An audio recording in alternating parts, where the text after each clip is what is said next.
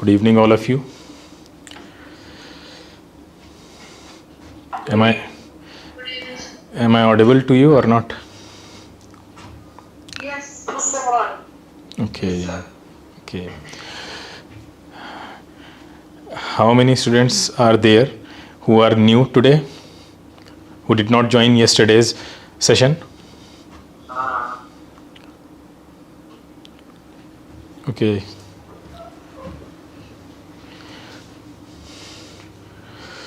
तो last session में हम लोग इलेक्ट्रिसिटी स्टार्ट किया था और उसमें काफ़ी सारी चीज़ें हमने उसकी पूरी जर्नी को एक्सप्लोर किया था कि वो कैसे बेंजामिन फ्रैंकलिन से और उससे भी पहले थेलीस ऑफ मिलाइटस ने कैसे चार्जेस को जो स्टैटिक चार्ज था उसको डिस्कवर किया और उसके बाद फिर उस चार्ज को स्टोर करने की सारी प्रोसेस स्टार्ट हो गई कि कैसे हम इस चार्ज को स्टोर करके फिर हम यूज़फुल कामों में या उसको यूज़फुल पर्पसेस में यूज़ कर सकते हैं। तो उस पे बैटरीज़ तक हम लोग आ गए थे कि जो लेडन जार और उसके बाद कहीं ना कहीं जो वो ऑप्शन आया था जो बेंजामिन फ्रैंकलिन ने चार्जेस के बारे में पॉजिटिव और नेगेटिव का क्लासिफिकेशन किया था, ये सारी चीज़ें हम लोगों ने देख ली थी। और वोल्टेज क्या होता है या वोल्टेज क्यों ज़रूरी है, ये सारी चीज़ें हमने पढ़ ली थी। जैसे पानी के फ़्लो के लिए प्रेशर जिम्मेदार होता है, रिस्पॉन्सिबल होता है, ऐसे ही करंट के फ़्लो के लिए कहीं ना कहीं वोल्टेज रिस्पॉन्सिबल है, उसी एनालॉजी में। ठीक है। अच्छा, एक बहुत बेसिक सी चीज़ है कि जो हमारा यूनिवर्स है वो मैटर और एनर्जी इन दो चीज़ों से मिलकर बना है। आप सभी लोगों ने, हाँ, मैटर और एनर्जी इन दो चीज़ों से मिलकर बना है और हम सब जानते हैं कि मैटर और एनर्जी एक दूसरे में इंटर कन्वर्टेबल भी हैं, यानी मैटर को एनर्जी में कन्वर्ट किया जा सकता है और एनर्जी को मैटर में कन्वर्ट किया जा सकता है। ये किसने बताया था हमें? ये हमें किस साइंटिस्ट ने बताया था कि हम मैटर और एनर्जी को आपस में इंटरचेंज कर सकते हैं? कोई बताएगा? हाँ, एल्बर्ट आइंस्टाइन ने हमें ये बताया था कि हम मैटर और एनर्जी को आपस में इंटरचेंज कर सकते हैं। तो जो मैटर है, यानी जितनी भी चीज़ें यूनिवर्स में हमारे, वो सब मैटर से मिलकर बनी हैं। मैटर के पास कुछ कैरेक्टरिस्टिक्स होती हैं जिससे हम पहचानते हैं कि वो मैटर है या नहीं है। पहली कैरेक्टरिस्टिक जो मैटर के पास होती है वो है मास, यानी मास जो है वो एक मैटर की कैरेक्टरिस्टिक्स है। अब सवाल उठता है कि मास कहाँ से आया, मैटर को मास कहाँ से मिला? ये जो सारा यूनिवर्स है वो मैटर से मिलकर बना है और मैटर के पास मास कहाँ से आया? तो मैटर के पास मास कहाँ से आया, इसके ऊपर एक बहुत बड़ी लेबोरेटरी बनाई गई। ठीक है, एक लार्ज हेड्रॉन कोलाइडर बनाया गया है स्विट्जरलैंड और फ्रांस की बाउंड्री पर और वहाँ पे बहुत सारे कई सालों तक एक्सपेरिमेंट चले। ठीक है, और उसके बाद फाइनली इस डिस्कवरी हो गई, डिस्कवर कर लिया कि आखिर ये मैटर के पास मास आया कहाँ से था, है ना। तो और उस जिस पार्टिकल ने उनको मास दिया था उसको गॉड पार्टिकल भी बोला जाने लगा। गॉड पार्टिकल की डिस्कवरी हो गई, आप सबने शायद सुना भी होगा, पिछली बार काफ़ी न्यूज़ में था कई सालों पहले।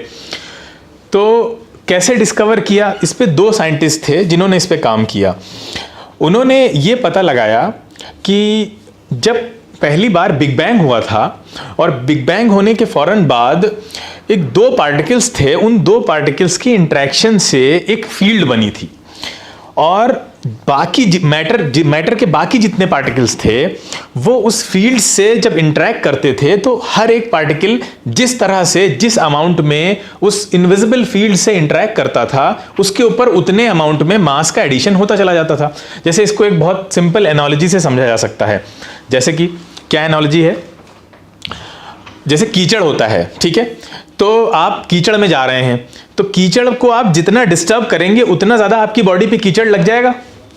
जो पर्सन या जो गाड़ी कीचड़ को जितना ज़्यादा डिस्टर्ब करेगी, जो प्राणी भी कीचड़ को जितना ज़्यादा डिस्टर्ब करेगा वो कीचड़ उसके पैरों पर, उसके बॉडी पे चिपकता चला जाएगा।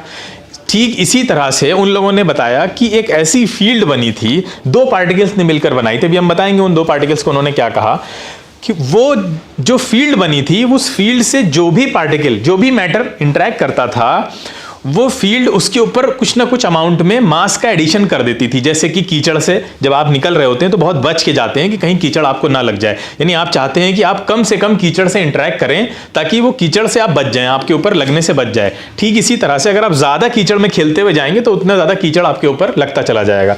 इसी तरह से जब शुरू में वो फील्ड बनी थी बिग बैंग के बाद, तो जिस पार्टिकल ने उस फील्ड से ज्यादा इंटरेक्शन किया, उस फील्ड ने क्या किया रिस्पॉन्स में कि उसके ऊपर उतना ज्यादा मास का एडिशन कर दिया।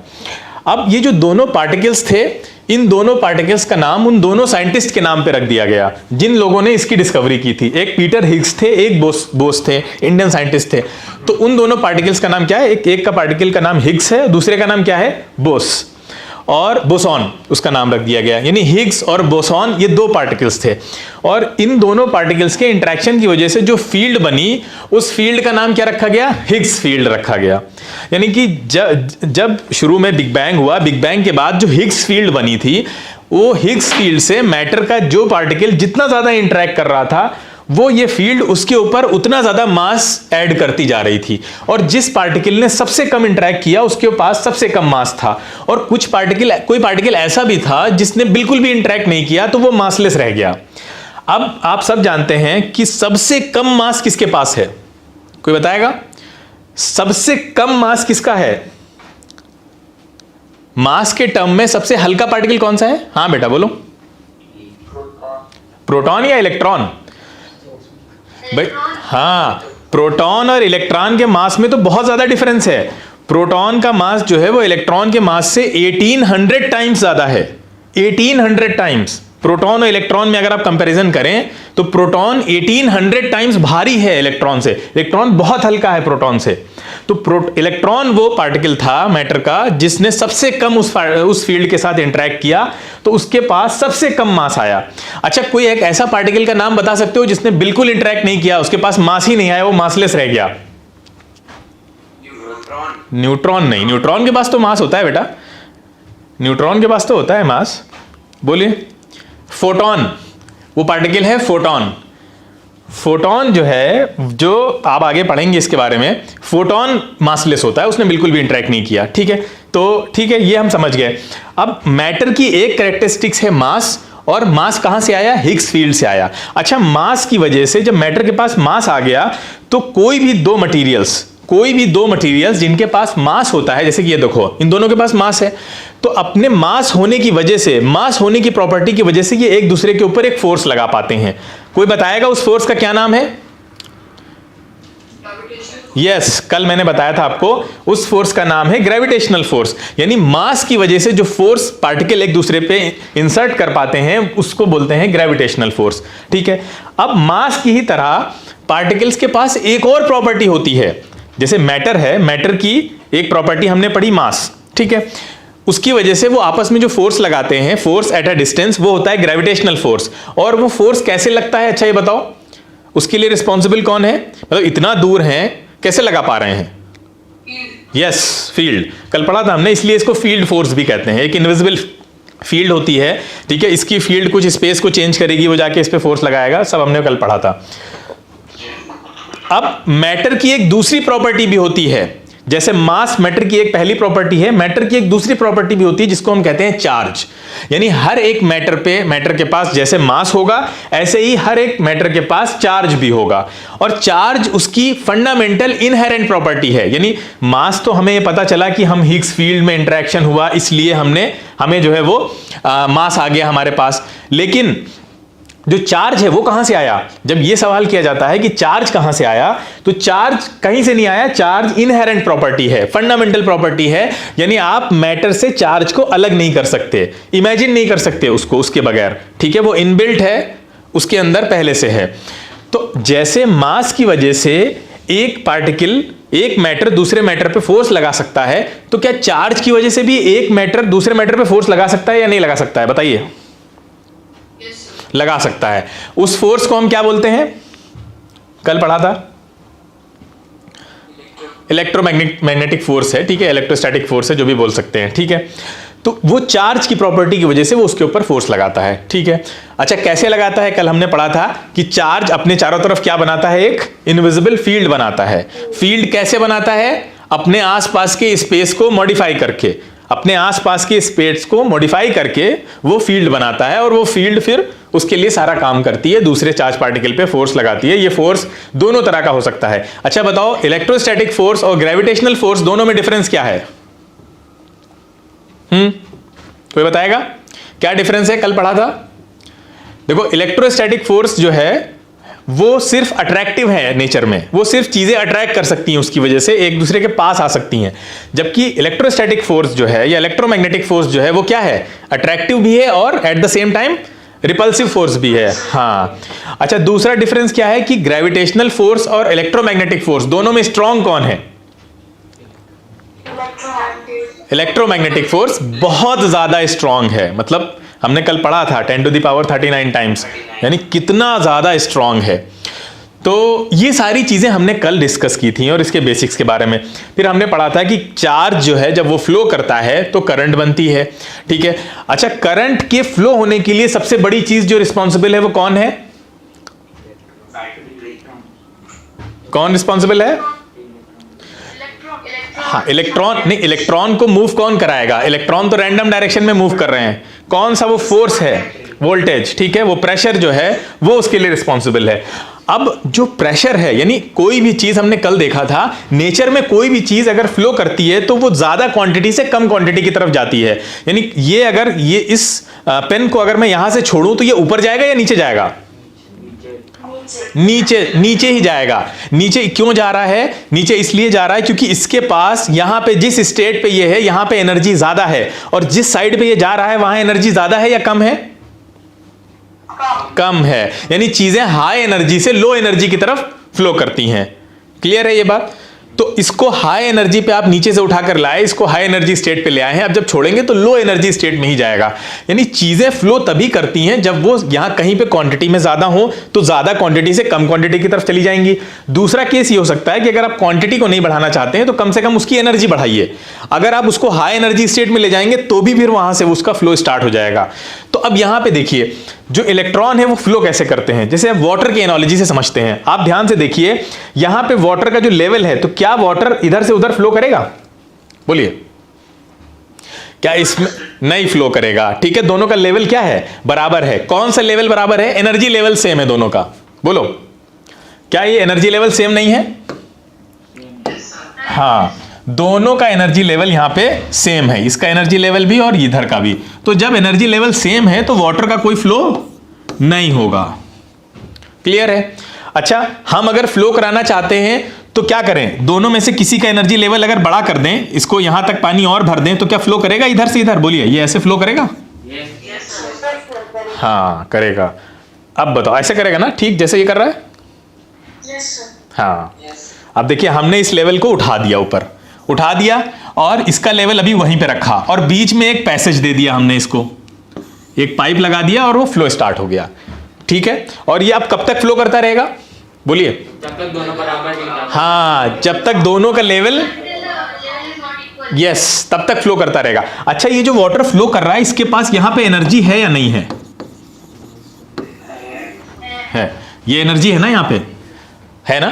क्या यहां पे अगर हम कोई चक्की लगा दें तो वो चलेगी? कोई मशीन लगाएं, चलेगी? हाँ, ये देखो, चलो फिर लगा लेते हैं पंखा, बल्ब भी जला लेते हैं इससे। ये बल्ब जलेगा नहीं जलेगा? जलेगा। ठीक है, ऐसे ही टरबाइन लगाई जाती है ना, पानी को यूज करके हम लाइट कैसे बनाते हैं, ऐसे ही यूज करते हैं ना, एनर्जी को ऊपर से पानी डाला जाता है। बोलिए।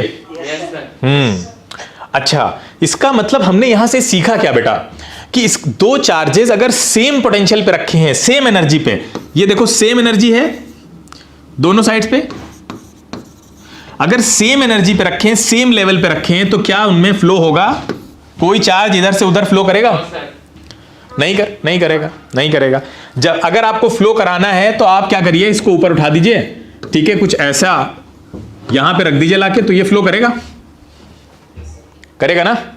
हाँ, तो चार्जेस में हमें जो बैलेंस बना हुआ है, इस बैलेंस को बिगाड़ना पड़ेगा ना, तभी फ्लो होगा। बोलो। हाँ, तो इस बैलेंस को बिगाड़ना पड़ेगा। इसका मतलब क्या करना पड़ेगा? चार्जेस में इम्बैलेंस क्रिएट करना पड़ेगा। चार्जेस में फ्लो तब तक नहीं हो सकता जब तक आप इम्बैलेंस क्रिएट ना करें। कुछ ऐसी कंडीशन कर दें तो होगा फ्लो। Yes sir. तो ऐसी कंडीशन करने के लिए क्या कर सकते हैं हम, इसको ऊपर हाई एनर्जी स्टेट में ले जाएं तो ये हाई से कहां फ्लो करेगा, लो, हाई टू लो फ्लो करना स्टार्ट कर देगा। ठीक है, अब इसके लिए हमें इसको जब हाई एनर्जी स्टेट में ले जाएंगे, यहां मान लो ये रखा था पहले, यहां से उठा के इसको ऊपर ले जाएंगे तो कुछ ना कुछ काम करना पड़ेगा ना इस पे। भाई आपने इसको उठाया, उठा के वहां ले गए, एनर्जी आएगी कहां से, उसके पास से, आप अपने पास से देंगे ना उस पे काम करके। एनर्जी तो सिर्फ ट्रांसफर की जा सकती है, कि एनर्जी क्रिएट भी की जा सकती है, नहीं की जा सकती है। हाँ, तो हम ट्रांसफर कर सकते हैं। तो अब ट्रांसफर करने में क्या होता है, चलिए जैसे, हाँ जैसे कि यहां देखो ध्यान से इसको, ये देखो ये बॉल यहां पे रखी हुई है, कितने पोटेंशियल पे है, कितनी एनर्जी है इसके पास, 10 जूल की एनर्जी है। ये दूसरी वाली बॉल कहां रखी है, बिल्कुल ग्राउंड पे है, इसके पास कोई एनर्जी है नहीं है। अब ये 10 जूल वाली एनर्जी यहां से मूव करेगी किधर, जीरो की तरफ। अगर इस बॉल को अगर आप छोड़ते हैं तो ये नीचे गिरेगी, ऐसे बोलो, गिरेगी नहीं गिरेगी, बिल्कुल गिरेगी। अच्छा बताओ, इन दोनों के बीच में एनर्जीज का डिफरेंस कितना है, 10 जूल है। ठीक है, ये रखा है हाई पोटेंशियल एनर्जी पे, ये रखा है लो पोटेंशियल एनर्जी पे। पोटेंशियल एनर्जीज का डिफरेंस क्या है, 10 माइनस 0 कितना आएगा, 10 जूल। सिमिलरली दूसरे साइड पे देखते हैं हम लोग आके, यहां पे देखिए कुछ इलेक्ट्रॉन्स हैं जो 10 जूल की एनर्जी लेकर बैठे हुए हैं, और वहीं पे दूसरे इलेक्ट्रॉन्स हैं जो 3 जूल की एनर्जी लिए हैं। हाई पोटेंशियल पे कौन है, ये है। अच्छा, ये 10 जूल वाला जब ऊपर से नीचे आएगा तो कुछ ना कुछ एनर्जी रिलीज करेगा ना, कितनी करेगा बताओ, यस 7 जूल, क्योंकि दोनों के बीच का जो डिफरेंस है वही तो रिलीज करेगा।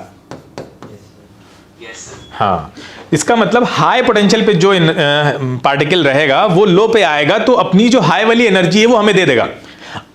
अब वो एनर्जी हम यूज कर सकते हैं अपने और कामों के लिए। तो क्या होता है, वोल्टेज क्या है, देखो वोल्टेज की डेफिनेशन क्या है, the difference in electric potential energies per unit of charges between 2 points. Per unit of charges क्या, बिटवीन 2 पॉइंट्स, ये हाई पोटेंशियल पे था, ये लो पोटेंशियल पे था, दोनों के बीच का जो डिफरेंस होगा एनर्जी का, यही हमें क्या दे देगा, बोलिए, पोटेंशियल एनर्जी का डिफरेंस, हाँ वोल्टेज। ठीक है, आगे चलते हैं। अब ध्यान से देखो, बैटरी में क्या होता है, आप कभी भी मार्केट में बैटरी लेने जाएंगे, उस पर लिखा होता है, सपोज करो 1.5 वोल्ट। 1.5 वोल्ट का क्या मतलब है, देखो ध्यान से, 1.5 वोल्ट अगर बैटरी पे लिखा हुआ है तो इसका मतलब यह है, देखो बैटरी काम क्या करती है, ध्यान से देखना यहां से। बैटरी के अंदर केमिकल रिएक्शंस चलती हैं। केमिस्ट्री में आप लोगों ने इलेक्ट्रोलिसिस में पढ़ा होगा शायद, इसको नहीं पढ़ा है तो अभी हम देखते हैं यहां ध्यान से। देखो इसमें क्या चलता है, अंदर रिएक्शन क्या चलती हैं। हमने कल आपको कहा था ना कि हमने एक वायर आपको दिया और आपसे कहा कि ये बल्ब ले लो, इस वायर को इस बल्ब से कनेक्ट करके जला सकते हैं, नहीं जला सकते, कल देखा था हमने। ठीक है, नहीं जला सकते, क्यों नहीं जला सकते, क्या इस वायर में जो इलेक्ट्रॉन है एनर्जी नहीं है उनके पास, एनर्जी है, एनर्जी है, लेकिन वो रैंडम मोशन में फ्लो कर रहे हैं। उनको क्या चाहिए, उनको एक फोर्स चाहिए। अब वो फोर्स ऐसा होना चाहिए जहां पे एक साइड पे क्या होने चाहिए, नेगेटिव चार्ज, बोलो, हाँ एक साइड पे नेगेटिव चार्ज हो, एक साइड पे क्या हो, पॉजिटिव चार्ज हो। अच्छा, ये ऐसा क्यों चाहिए हमको, ऐसा इसलिए चाहिए ताकि नेगेटिव चार्ज जो वायर के अंदर फ्री इलेक्ट्रॉन है उनको पुश करे। भाई वायर के अंदर फ्री इलेक्ट्रॉन होते हैं ना, हाँ, वायर के अंदर जो फ्री इलेक्ट्रॉन है उनको वो पुश करे, अपने से दूर भेजे, और दूसरी साइड पे जो पॉजिटिव चार्ज वाली प्लेट है वो इनको अपनी तरफ खींचे।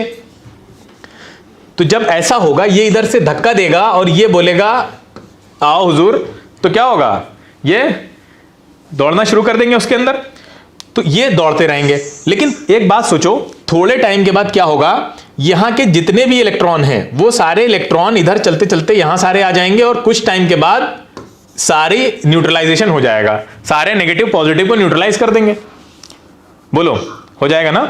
तो उसके लिए क्या जरूरी है कि कांस्टेंट सपोर्ट बना रहे, लगातार ये एनर्जी बनी रहे, लगातार ये फ्लो बना रहे। लगातार फ्लो बनने के लिए जरूरी यह है कि ये वाला एंड नेगेटिव रहे हमेशा और ये वाला कैसा रहे, पॉजिटिव रहे। ठीक है, यानी कॉन्टिन्यूअस सप्लाई। जैसे आपने वो कोयले वाली ट्रेन देखी है, जिसमें क्या होता है, जब कोयला खत्म होने लगता है तो इधर से कोयला डालते हैं, वो पहले जो ट्रेन चलती थी। तो ऐसे ही यहां पे क्या हो, अगर ये चार्जेस खत्म हो रहे हैं, यानी यहां से जो चार्ज इधर मूव कर रहे हैं ये अगर खत्म हो गए, तो इधर कोई चार्जेस डालने वाला भी होना चाहिए। तो यहां पे क्या होता है, बीच में केमिकल रिएक्शन चलती रहती है। तो वो केमिकल रिएक्शन क्या करती है, दोबारा से उस चार्जेस की फ्लो को मेंटेन करती रहती है। लेकिन अल्टीमेटली वो भी एक टाइम के बाद खत्म हो जाएगी, तब आपकी बैटरी क्या हो जाती है, बोलिए, डिस्चार्ज हो जाती है। फिर आप मार्केट से या तो इसको चार्ज करिए या मार्केट से दूसरी बैटरी लेकर आइए। अब 1.5 वोल्ट का क्या मतलब है, हम अपने क्वेश्चन पे वापस आते हैं। 1.5 वोल्ट का मतलब यह है कि इसके अंदर जो चार्जेस को सेपरेट करने में काम किया गया है, यानी पॉजिटिव को इधर किया गया, नेगेटिव को इधर किया गया। इसमें जो केमिकल रिएक्शंस हुई हैं उससे जो चार्जेस को एक तरफ किया गया, इनको एक तरफ किया गया। इसमें हर एक चार्जेस पे जो काम किया गया है वो 1.5 जूल का है। इसका मतलब इसके अंदर जो चार्जेस स्टोर हैं उन सब के पास कितनी एनर्जी है, 1.5 जूल की एनर्जी है। हाँ, अब जब आप इसको एक वायर से कनेक्ट करेंगे तो जो चार्जेस हैं वो आपको इधर से फ्लो होते हुए जाएंगे यहां तक, और यहां आपने बल्ब लगा रखा है, वो सारी एनर्जी इस बल्ब को दे देंगे और पूरी एनर्जी निचोड़ लेगा इनकी। फिर ये थके हारे इधर से वापस आएंगे, यहां से फिर से चार्ज हो जाएंगे, फिर से यहां से निकलेंगे, फिर से बल्ब इनसे 1.5 जूल की एनर्जी ले लेगा, और ये प्रोसेस क्या होगी, चलती रहेगी। यानी every time the charge moves through the wire या through the circuit up to the other end, it loses how much energy, 1.5 joule. तो ये जो 1.5 वोल्ट की बैटरी है ये हमें दिखा रही है कि हर बार जो चार्जेस हैं वो 1.5 जूल की एनर्जी आपको देंगे। अब आप उससे बल्ब जला लीजिए, पंखा चला लीजिए, एसी चला लीजिए, कुछ भी कर लीजिए, ठीक है। अच्छा, इसी तरह से जिस पे ज्यादा वोल्ट लिखा होगा, मान लो 9 वोल्ट की बैटरी है तो वो 9 जूल आपको दे देगी वर्क। क्लियर है। 12 वोल्ट की बैटरी है तो हर बार हर एक राउंड में जो उसका चार्ज है वो कितनी एनर्जी देगा आपको, 12 जूल की एनर्जी देगा। अच्छा, वो एनर्जी कहां से आई उसके पास, अभी बताया था हमने, वो जो आपको एनर्जी दे रहा है वो आई कहां से उसके पास, कोई बताएगा कहां से आई? हाँ, बैटरी से आई। बैटरी में केमिकल रिएक्शंस के थ्रू जो एनर्जी उसको मिल रही है वो एनर्जी है जो आपको अपना वापस कर रहा है, ट्रांसफर कर रहा है, ठीक है। क्लियर है। तो यहां पे क्या होगा, ये इधर से जाकर आपको इधर से लौटकर 1.5 जूल की एनर्जी दे देगा। तो इस दोनों पोटेंशियल के बीच में, यानी एक हाई पोटेंशियल है, एक लो पोटेंशियल है, एक पॉजिटिव है, एक नेगेटिव है, इन दोनों के बीच का पोटेंशियल डिफरेंस कितना कहलाएगा, 1.5 जूल, ठीक है। जितना अमाउंट ऑफ वर्क डन वो करके देगा आपको, वही क्या बन जाएगा, पोटेंशियल डिफरेंस बन जाएगा। जो अमाउंट ऑफ वर्क डन वो करके देगा आपको, अमाउंट ऑफ वर्क डन कौन करके दे रहा है, कौन करके दे रहा है, हाँ बोलो, अरे चार्ज करके दे रहा है। चार्ज कौन कर रहा है, चार्ज। और चार्ज को हम लोग क्यू से लिखते हैं, ठीक है। क्यों लिखते हैं ये भी बताएंगे। चार्ज को हम लोग क्यू से लिखते हैं। तो हर एक चार्ज जितना अमाउंट का वर्क करके दे रहा होता है वही क्या कहलाता है, पोटेंशियल डिफरेंस। क्या कहलाता है, पोटेंशियल डिफरेंस। पोटेंशियल डिफरेंस को हम लोग V से लिखते हैं, ये PD है आपका। हर एक चार्ज जो एक एंड से दूसरे एंड तक मूव करता है, जितना जूल एनर्जी वो आपको देगा वही वर्क होता है। और उसको जब आप पर यूनिट चार्ज से, पर्टिकुलर चार्ज से डिवाइड करते हैं तो आपको पोटेंशियल डिफरेंस मिल जाता है उस सर्किट में। इसको हम लोग आगे और भी देखेंगे, परेशान होने की जरूरत नहीं है अगर किसी को ज्यादा क्लियर नहीं हुआ। यहां देखिए पोटेंशियल डिफरेंस क्या है, ठीक है। पोटेंशियल डिफरेंस क्या है, वर्क डन, बोलिए वर्क डन, कौन सा वर्क डन है ये, कौन सा वर्क डन है ये, हाँ, जो चार्ज हमें करके दे रहा है ना, जिससे हम फिर उसको यूज कर पा रहे हैं इलेक्ट्रिसिटी को, ठीक है। हर एक चार्ज, ये जो नीचे चार्ज से डिवाइड किया जा रहा है वो इसीलिए है, हर एक चार्ज आपको जितना काम करके दे रहा है वही पोटेंशियल डिफरेंस होता है दो एंड्स के बीच में, पॉजिटिव और नेगेटिव, हाई पोटेंशियल और लो पोटेंशियल। अच्छा, एक बात बताओ, कन्वेंशनली हाई पोटेंशियल किसको माना जाता था और लो किसको माना जाता था, और आज किसको माना जाता है? कल वाला क्वेश्चन है ये, थोड़ा रिवीजन हो जाएगा, बताओ।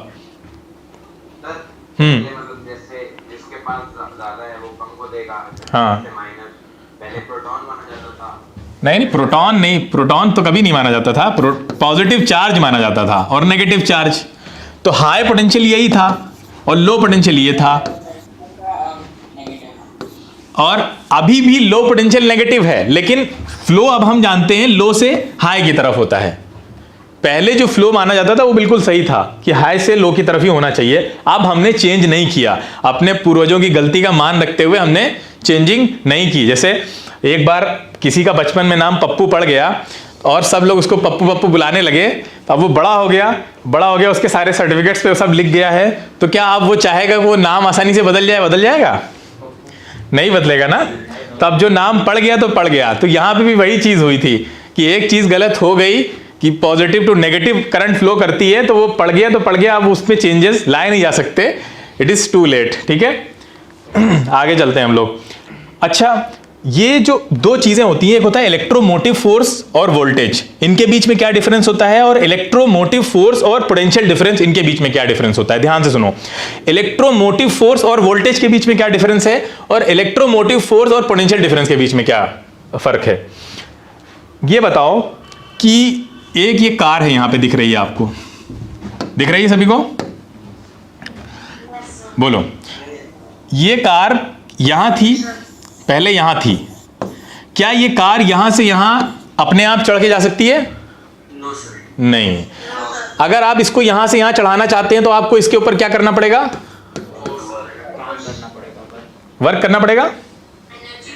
हाँ, उसको एनर्जी देकर उस पर ऊपर धक्का लगाकर ऊपर लाना पड़ेगा, किसी तरह से वर्क करना पड़ेगा। अच्छा, ये पहले अगर यहां पे थी तो ये लो पोटेंशियल पे थी या हाई पोटेंशियल पे थी? लो पर। अब ये जहां पे आ गई है, ये हाई पे है या लो पे है? हाई पे है। अच्छा, एक बात बताओ, इसको यहां से यहां जाने में धक्का लगाना पड़ेगा या अपने आप चली जाएगी? अपने आप जाएगी।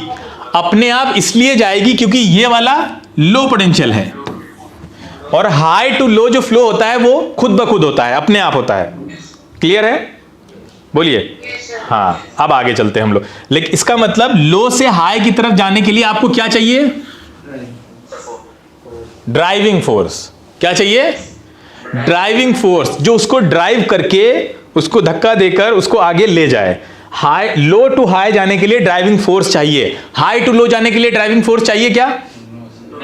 नहीं चाहिए, नहीं चाहिए, नहीं चाहिए।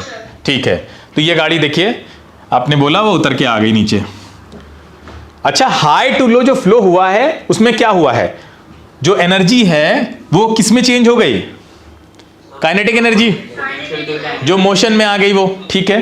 अच्छा, यहां पे जो रखी थी वो पोटेंशियल एनर्जी थी, वो चेंज होके काइनेटिक में चली गई और वापस से वो आ गई यहां पे लो पोटेंशियल पे। ठीक है, क्लियर है? इसका मतलब object moves from high potential region to low potential region by itself. खुद ब खुद मूव करते हैं, हाई टू लो खुद ब खुद मूव करते हैं, ध्यान रखना। तो लो टू हाई जाने में आपको चाहिए था ड्राइविंग फोर्स, जो इसको दिया आपने, फिर वो हाई पोटेंशियल पे आया और उसके बाद फिर वो वहां से खुद ब खुद मूव कर गया। तो अब देखिए इसमें हमने क्या क्या चीजें सीखी, 3 चीजें सीखी। पहला पॉइंट ध्यान से सुनो, पहला पॉइंट क्या सीखा कि object moves from high potential region to low potential region by itself, पहला पॉइंट। ठीक है। दूसरा पॉइंट क्या सीखा कि जब ये हाई पोटेंशियल पे आ जाता है तो उसके बाद जो उसकी एनर्जी है, पोटेंशियल एनर्जी, वो उसको अबे खुद ब खुद कैसे मूव कर रहा है। हाई से लो की तरफ हम कह रहे हैं खुद ब खुद मूव करता है। कैसे मूव करता है? हाई टू लो क्या हो जाता है, उसकी पोटेंशियल एनर्जी कहां, किस चीज में चेंज हो रही है? काइनेटिक एनर्जी में। काइनेटिक एनर्जी की वजह से उसके अंदर क्या आ जाती है? मोशन आ जाती है। काइनेटिक एनर्जी की वजह से उसके अंदर मोशन आ जाती है, जो उसको ड्राइव करके ले जाती है खुद ब खुद। क्लियर है? 2 पॉइंट हमने सीखे। ठीक है। तीसरा पॉइंट क्या सीखा कि we need driving force to move an object from low potential region to high potential region. Low potential region से हाई पोटेंशियल रीजन में हमको अगर किसी ऑब्जेक्ट को ले जाना है तो हमको क्या चाहिए होगा? ड्राइविंग फोर्स चाहिए होगा। और जब वो हाई पोटेंशियल रीजन पे पहुंच जाएगा तो वहां से वापस लो पे जाने के लिए हमें कोई ड्राइविंग फोर्स नहीं चाहिए, वो खुद ब खुद मूव करता है। और क्यों करता है? उसका रीजन क्या है? तीसरा पॉइंट, उसका रीजन ये है कि उसकी काइनेटिक एनर्जी, हाँ, वो पोटेंशियल एनर्जी काइनेटिक एनर्जी में कन्वर्ट हो जाती है, जो कि मोशन प्रोवाइड करा देती है उसको। ठीक है, क्लियर है? अब देखते हैं यहां पे एक चार्ज है, कुछ चार्जेस हैं जो हाई पोटेंशियल एनर्जी जिनके पास है 10 जूल की एनर्जी है उनके पास। एक दूसरे चार्जेस हैं कुछ जिनके पास सिर्फ 3 जूल की एनर्जी है। बोलिए, अब ये जो चार्ज है ये इसकी तरफ जब मूव करके आएगा तो इनके बीच पोटेंशियल डिफरेंस कितना मिलेगा आपको? 7 जूल का। 7 जूल की एनर्जी आपको देगा। वो एनर्जी किसी भी फॉर्म में हो सकती है, किसी भी फॉर्म में आप यूज करिए, लाइट है, साउंड है, हीट है, किसी भी तरह से यूज करिए। तो वोल्टेज क्या है? The energy possessed by the charges due to potential difference. इन दोनों चार्जेस के बीच में जो पोटेंशियल डिफरेंस है उसकी वजह से ये जो ऊपर वाले चार्जेस हैं, ये जो एनर्जी पजेस कर रहे हैं, जो भी एनर्जी इनके अंदर है, वो क्या कहलाएगी? बोलिए। वो है वोल्टेज। बैटरी में भी तो यही होता है। बैटरी में क्या होता है? बैटरी में ये नेगेटिव है, ये पॉजिटिव है। इन दोनों के बीच जो पोटेंशियल डिफरेंस है, मान लीजिए ये 3 जूल पे है, ये 10 जूल पे है, तो कितना पोटेंशियल डिफरेंस है इनके बीच? 7 जूल का। हाँ, तो 7 जूल का जो पोटेंशियल डिफरेंस है इनके बीच में, उसकी वजह से जो एनर्जी है इसके पास, वो क्या कहलाएगा? वोल्टेज कहलाएगा इसका। क्लियर है? और पोटेंशियल डिफरेंस तो सिंपल है, इन दोनों के बीच में जो गैपिंग है, जो डिफरेंस है, उसी को हम लोग पोटेंशियल डिफरेंस कहते हैं। आगे चलते हैं। अब जब बैटरी बनाई जाती है, ध्यान से सुनना, जब बैटरी बनाई गई, उसके अंदर केमिकल रिएक्शंस हुई, केमिकल रिएक्शंस के बाद उनका एक पोटेंशियल फिक्स हो गया, यानी उन दोनों के बीच में यहां पे कुछ पोटेंशियल फिक्स हो गया, यहां पे कुछ पोटेंशियल फिक्स हो गया, और वो बैटरी बना के उसने अपना स्टोर रूम में रख ली। अब जब आप बैटरी खरीदने जाते हैं तो वो आपको बोलता है ना कि ये बैटरी 1.5 वोल्ट की है, ये बैटरी 9 वोल्ट की है। ये क्या बता रहा है आपको? कि ये आपको 1.5 जूल का काम करके देगी, ये आपको कितना करके देगी? 9 जूल का काम करके देगी। यही मतलब है ना इसका। तो वो जो मार्केट से जब आप बैटरी खरीदने जाते हैं और उस टाइम पे जो उसका पोटेंशियल डिफरेंस वो आपको बताता है, वो कहलाता है ईएमएफ। क्या कहलाता है? ईएमएफ कहलाता है। लेकिन यानी वो नेसेसरी फोर्स, वो ड्राइविंग फोर्स, ईएमएफ उस ड्राइविंग फोर्स को कहते हैं जो किसी भी लो पोटेंशियल के ऑब्जेक्ट को मूव कराने के लिए जरूरी होगा। तो वो नेसेसरी वोल्टेज जो है, यानी ईएमएफ जो है, जिसका नाम ईएमएफ है, वो उस टाइम पे जब आपको बताया जाता है उसको ईएमएफ बोला जाता है। लेकिन जब आप एक्चुअल में बैटरी को लाते हैं और चलाते हैं, तो क्या आपको जरूरी है कि बिल्कुल एग्जैक्ट जैसा मार्केट वाले ने बोला है वैसा ही पोटेंशियल डिफरेंस मिलेगा, या उससे थोड़ा बहुत कम हो सकता है? बोलिए, क्या होगा? कुछ बहुत, थोड़ा बहुत कम हो जाता है, कुछ लॉस होता है ना, ट्रांसमिशन लॉस में होगा। जब उससे वायर से लगाएंगे तो कुछ रेजिस्टेंस वगैरह होगी, सेल की अपनी इंटरनल रेजिस्टेंस भी होती है जो रुकावट पैदा करती है। तो उसके बाद जब एक्चुअल वोल्टेज जो आपको मिलता है उसको आप पोटेंशियल डिफरेंस बोलते हैं, जब आप वर्किंग कर रहे होते हैं। तो पोटेंशियल डिफरेंस और वोल्टेज एक ही चीज है, दोनों एक दूसरे के सिनोनिम है। लेकिन इलेक्ट्रोमोटिव फोर्स जो है वो क्या है? वो उस टाइम का वोल्टेज होता है, कब? जब आप बैटरी लेकर आ रहे होते हैं। यानी मार्केट वाला जब आपको बैटरी दे रहा है, दुकानदार जब आपको बैटरी दे रहा है, जो उसने बना के रखी हुई है, उस टाइम पे जब चेक करके वो आपको देता है कि टर्मिनल्स पे दोनों पे उसने लगाया, तो आपको जो वोल्टेज निकल के आ रहा है 1.5 है, 9 है या 12 वोल्ट है, वो ईएमएफ है। ठीक है? क्लियर है? बोलो, समझ में आया? हाँ, देखो अभी हमने ड्राइविंग फोर्स के बारे में बताया था। The driving force of a device that keeps the constant flow of charges across the circuit. अब आप बताइए, ये जो बैटरी है, ये बैटरी आप वहां से खरीद के क्यों ला रहे हैं? क्योंकि आप सर्किट में लगाएंगे, यानी वायर से कनेक्ट करेंगे और उससे बल्ब या जो भी कुछ आपको जलाना है उसमें जलाएंगे। अच्छा, वो बैटरी जो फ्लो फ्री इलेक्ट्रॉन्स हैं उनको पुश करेगी ना, यही तो काम करेगी भाई। बैटरी क्या है? वो फोर्स है ना, ड्राइविंग फोर्स जो इलेक्ट्रॉन को मूव कराएगी। कल बताया था बैटरी क्या है? बैटरी वो ड्राइविंग फोर्स है जो इलेक्ट्रॉन को मूव करने के लिए मजबूर करेगी। जो रैंडम मोशन कर रहे हैं, इधर उधर भाग रहे हैं, उनको एक डायरेक्शन में मूव कराने के लिए मजबूर करेगी। बोलिए, क्लियर है? Yes sir. तो वो मोशन कब हो सकती है? हमने क्या बताया था? कभी भी मोशन तब तक नहीं हो सकती जब तक कोई भी डिवाइस के अंदर हाई पोटेंशियल और लो पोटेंशियल के बीच में गैपिंग ना हो, तभी तो चीजें हाई से लो की तरफ जाएंगी। Yes sir. तो ये गैपिंग कौन बनाएगा? बैटरी बनाएगी। तो बैटरी के अंदर ये डिफरेंस होना चाहिए, नहीं होना चाहिए? एक हाई एक लो का। हाँ, तो बैटरी के अंदर ये जो हाई और लो का जो डिफरेंस बनाया जाता है जब बैटरी मैन्युफैक्चर की जाती है, तो उसको बोलते हैं ईएमएफ या ड्राइविंग फोर्स। क्लियर है? बोलो, ईएमएफ क्लियर हुआ? ईएमएफ क्या है? वो ड्राइविंग फोर्स है, या वो दो टर्मिनल के बीच की वो गैपिंग है, वो पोटेंशियल का डिफरेंस है, या दोनों के बीच में हाई और लो पोटेंशियल के बीच की जो गैपिंग बनाई जा रही है, उसको हम ईएमएफ बोल रहे हैं। जिसकी बेसिस पे हम बैटरी का नाम रखते हैं कि 1.5 वोल्ट की बैटरी है या 9 वोल्ट की बैटरी है, वो है ईएमएफ। लेकिन जब आप बैटरी को मार्केट से खरीद के लाए और आपने वायर से कनेक्ट किया और उसके अंदर एक्चुअल में चार्जेस मूव करना स्टार्ट किए और उसके बाद आपने वोल्ट मीटर लगाकर चेक किया कि कितना पोटेंशियल डिफरेंस आ रहा है, वो पोटेंशियल डिफरेंस एक्चुअल में कहलाता है, क्योंकि वो ईएमएफ से वेरी कर सकता है। जब बैटरी बनाई गई थी, जो आपको दी गई है, वो जितना वोल्ट दिखा रही है आपको 1.5 वोल्ट का, वो आपको एक्चुअल में नजर नहीं आएगा, वो उससे कुछ कम होगा, 1.4 हो सकता है, 4.5 हो सकता है, कुछ भी हो सकता है। ठीक है, तो वो एक्चुअल में जब चार्जेस फ्लो कर रहे होते हैं उस टाइम पे जब मेजर किया जाता है तो वो वोल्टेज या पोटेंशियल डिफरेंस कहलाता है। लेकिन बैटरी आप लेकर आएंगे मार्केट से, अभी आपने उसको सर्किट में कनेक्ट नहीं किया है, और ऐसे ही अगर आप उसको चेक करिए कि कितना पोटेंशियल डिफरेंस आ रहा है, वो ईएमएफ कहलाएगा। बोलो, क्लियर है? हाँ, ठीक है। बाकी इसकी और डिटेल अंडरस्टैंडिंग जो है, अभी मैंने थोड़ा ओवरव्यू दिया है, आपकी समझ सकें, रिलेट कर सकें। डिटेल अंडरस्टैंडिंग रेगुलर क्लास में हम आपको बताएंगे, जो बहुत ज्यादा डिटेल होगी अच्छे से, कि हाँ बिल्कुल कि कैसे डिफरेंशिएट किया जाता है। अभी हमने सरफेस लेवल पे आपको बताया कि हम कैसे कर सकते हैं इसको डिफरेंशिएट। आगे चलते हैं हम लोग। हाँ, तो अब ये चीज हमने देखी कि ये देखिए, ये हमने यहां पे एक मीटर लगाया, एक मल्टीमीटर है, वोल्ट मीटर से भी इसको मेजर किया जा सकता है। ठीक है, वोल्ट मीटर से भी हम इसको मेजर कर सकते हैं, और मल्टीमीटर जो होता है वो मल्टीपर्पज होता है, वो कई सारे चीजों के काम में आता है, वोल्टेज भी आपका मेजर कर देगा और चीजें भी मेजर कर देगा। तो यहां पे एक मल्टीमीटर लगाया गया है, और इससे इन दोनों टर्मिनल्स के बीच में पोटेंशियल डिफरेंस कितना आ रहा है, जरा बताओ? 1.5 वोल्ट आ रहा है। ठीक है, आगे चलते हैं। हमने सेल डबल कर दिए, बताओ 3 वोल्ट हो गया। अच्छा, वोल्टेज बढ़ गया, इसका मतलब प्रेशर बढ़ गया ना? प्रेशर बढ़ गया तो क्या बढ़ गया? करंट बढ़ गई। हाँ, तो बल्ब आपका ग्लो कर रहा है, ब्राइटर। ठीक है, अब हमने 2 ही बैटरी लगाई हैं, लेकिन अब अलग तरह से लगी है कुछ। देखो, पीछे ऐसे लगी थी, पीछे कैसे लगी थी? वे एंड टू एंड कनेक्ट किया था। अब कैसे लगी हैं? पैरेलल लगी हैं। अच्छा, फर्क बताओ दोनों में क्या हो गया, पीछे वाले से और इसमें क्या डिफरेंस दिख रहा है? पीछे वाले में दोनों की एनर्जी एक साथ कंज्यूम हो रही थी, इसमें एक ही, दोनों की आधी आधी कंज्यूम हो रही है। पीछे वाले में क्या था कि अगर ये 1.5 वोल्ट की बैटरी थी, ये 1.5 वोल्ट की बैटरी थी, एक चीज ध्यान देने वाली है, इलेक्ट्रॉन्स को इस एंड से इस एंड पे जाने के लिए एक ही रास्ता था। बोलो, एक रास्ता था ना, सिर्फ सिंगल वे। वो इस सेल में जाते, फिर अगले सेल में जाते, फिर इधर आते, यही रास्ता है। क्या कोई और रास्ता भी है? नहीं है। तो इलेक्ट्रॉन मजबूर थे कि पहले एक सेल में गए, दूसरे सेल से होते हुए वापस आ गए। दूसरे केस में इलेक्ट्रॉन के पास 2 रास्ते हैं। देखो,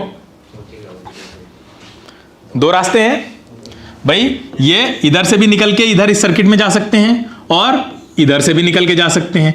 तो जब 2 रास्ते हैं तो स्प्लिट कर जाएंगे वो। बोलो, तो कुछ इलेक्ट्रॉन इसमें से होके निकले तो इसकी एनर्जी यूज कर ली, आधे इलेक्ट्रॉन इसमें से निकले तो इसकी एनर्जी यूज कर ली। तो 2 सेल हमने लगाई हैं, लेकिन फिर भी उसका आउटपुट सिंगल सेल की तरह लग रहा है हमें। बोलो, क्यों? क्योंकि इसका 50% यूज कर रहे हैं ये लोग, और इसका भी 50% यूज कर रहे हैं। तो क्या हमें 2 सेल लगाने का कोई फायदा हुआ? यहां कोई फायदा नहीं हुआ। हाँ, बिल्कुल बिल्कुल सही बात है कि हमें एक फायदा ये होगा कि ये थोड़ा लंबा चलेगा। हाँ, थोड़ा लंबा, मतलब मान लीजिए पहले 1 घंटे चलता एक सेल से, अब 2 पैरेलल में लगा दिए तो 2 घंटे चल जाएगा। क्यों? ऐसा ही होगा। तो lamp is dimmer but powered for longer. हाँ, क्लियर। अगर हम ये और ये वाला जो कॉम्बिनेशन है, ये पैरेलल कॉम्बिनेशन कहलाता है, यानी साइड बाय साइड आपने दोनों के टर्मिनल को लगा दिया, 2 सेल को, और अगर इनको ऊपर नीचे आप लगा रहे हैं तो ये कैसा कहलाएगा? एंड टू एंड जोड़ रहे हैं तो ये सीरीज कहलाता है। सीरीज और पैरेलल को हम डिटेल में अच्छे से देखेंगे, तो उसमें परेशान होने की जरूरत नहीं है। ठीक है, क्लियर है? हाँ बेटा, ठीक है। गरीब हो, पढ़ते रहो, अभी अमीर हो जाओगे पढ़ते पढ़ते। ठीक है, जैसे ही ये सेशन कंप्लीट होगा तुम लिख देना मैं अमीर हो गया। ठीक है, तो अभी बस तुम देखो, मैजिक देखते जाओ, ये सेशन जैसे ही खत्म होगा तुम अमीर हो जाओगे। अब यहां देखिए, वोल्टेज को हम लोग मेजर कैसे करते हैं। ठीक है, अब जो वोल्टेज अभी हमने देखा जिसको हम मेजर कर रहे थे, उसको कैसे मेजर करते हैं हम लोग? किसमें? वोल्ट्स में। ठीक है, और वोल्ट्स को हम लोग कैपिटल V से डिनोट करते हैं। आप लोगों ने इस तरह से अप्लायंसेस के पीछे, लैपटॉप चार्जर है या मोबाइल चार्जर के पीछे इस तरह से लिखा देखा होगा यहाँ पे, कि एक तो यहाँ पे लिखा होता है DC, देखिए यहाँ पे ये DC, और दूसरा क्या है 5 वोल्ट, और यहाँ पे 5 वोल्ट लिखा होगा और कितना करंट वो कंज्यूम करेगा ये भी लिखा होगा। डीसी का मतलब होता है डायरेक्ट करंट। करंट दो तरह की है, अभी हम लोग आगे देखेंगे, ठीक है। अच्छा, वोल्ट क्यों लिखा जाता है, वोल्टेज को वोल्ट में क्यों मेजर किया जाता है, उसके लिए ये भाई साहब जिम्मेदार हैं। ये इटालियन फिजिसिस्ट थे एलेसेंड्रा वोल्टा, ठीक है। इन्होंने सबसे पहली बैटरी बनाई थी। अब इन बैटरी कैसे बनी, बैटरी भी एक हादसा हो गया, एक ट्रेजेडी हुई, उसकी वजह से बैटरी बन गई। इनकी लड़ाई हो गई, ठीक है। किससे लड़ाई हुई, इनकी लड़ाई हो गई थी ल्यूजी गैल्वानी से, ठीक है। गैल्वानी से इनकी लड़ाई हो गई। लड़ाई किस बात पे हुई है वो भी बड़ा इंटरेस्टिंग है, चलिए देखते हैं किस बात पे लड़ाई हुई थी इनकी।